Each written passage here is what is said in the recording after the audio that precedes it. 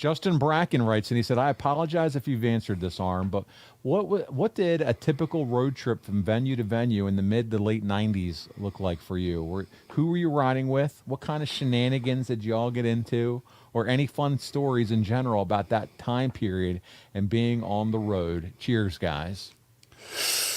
That was about the time that I started working in the office, as far as helping write the show.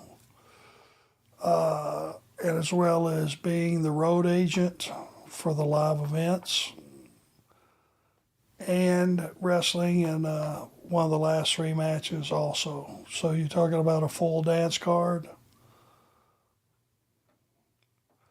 doing it all. And things had started to pick up. It hadn't flamed up yet with the NWO stuff, but we were running more towns regularly. So the schedule, I might get home a day and a half, maybe 2 days a week. Did you have different friends or different guys you traveled with when you started to kind of turned into that agent role, that writer role, that kind of backstage, if you will, role? Once I started doing the agent stuff, I had to be there a lot earlier than the talent, probably by an hour. Instead of being there an hour before the show, maybe 2, maybe 2.5. Now, if the guys wanted to ride with me, I would do all the driving. Had a rent-a-car paid for by the company, so they had a free ride. I had a driver, but they had to get to the arena an hour and a half earlier. Some would weigh that and go, I think I'll just get a car. But I try to travel with my friends. I rode with Bobby. I'd ride with Terry Taylor if he was in the towns.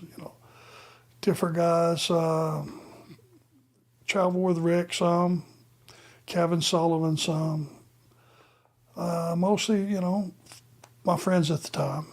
Any good Kevin Sullivan stories on the road with the Taskmaster? He just has that wild Boston accent, and he's always, if you've ever been around him, he's 10 octaves above what he has to be so that everybody hears him in the area. And did you guys talk a lot of sports, baseball? I've heard he's a big baseball fan. He's a genius. Yeah. He can talk to you about anything, really talk to you about sports, dates, and, accomplishments and failures and you name it. Kevin Sullivan's a really intelligent guy. All right, well, let's move on then.